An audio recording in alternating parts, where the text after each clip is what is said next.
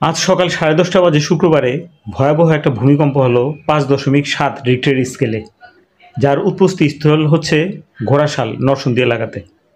মানে একটা জিনিসের জন্য আমি বলতে চাই যে আমরা যেভাবে শহরায়ন করছি ভাই, এই যে ঢাকার আশেপাশের জমিগুলো সব বালি ফেলে প্লট বাণিজ্য করছি, অথচ একটু চিন্তা করে দেখেন এই যে পূর্বাচল যে বানাইছে, প্লট বানাইছে আজকে প্রায় 25-20 বছর এইভাবেই পড়ে আছে, মানুষ কোটি কোটি টাকা দিয়ে এটা কিনা ফেলা রাখছে।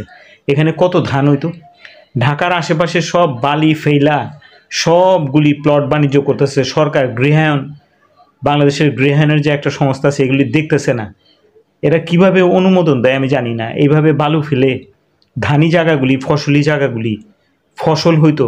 কৃষিতে যদি এই দেশ দেশ না হয়, বাংলাদেশ আমাদের এত জনবহুল দেশ, আমরা যদি আমদানি নির্ভর থাকি, হ্যাঁ, রপ্তানি নির্ভর না হয়ে আমদানি নির্ভর, চাল ডাল তেল লবণ সব আমরা বাইরে থেকে আমদানি করে খাই, অথচ এদিকে গার্মেন্টস শিল্পটা এরকম একটা, গার্মেন্টস শিল্প, চামড়া শিল্প, আরও বিভিন্ন শিল্প আমাদের অত অগ্রসর হচ্ছে না।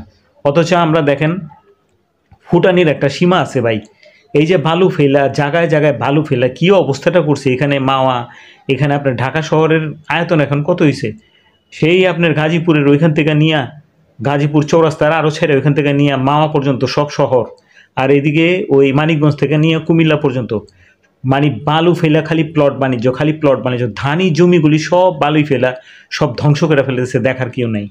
আজকে অবস্থাটা কি হইতো, এই জনবিস্ফোরণ আমরা যদি কৃষিতে মনোনিবেশন না করে শুধু যদি ঘর বানাই, হ্যাঁ, শুধু যদি বহুতল বিল্ডিং বানাই, এটার অবস্থাটা কী হইব? কেউ চিন্তা করে না এগুলি।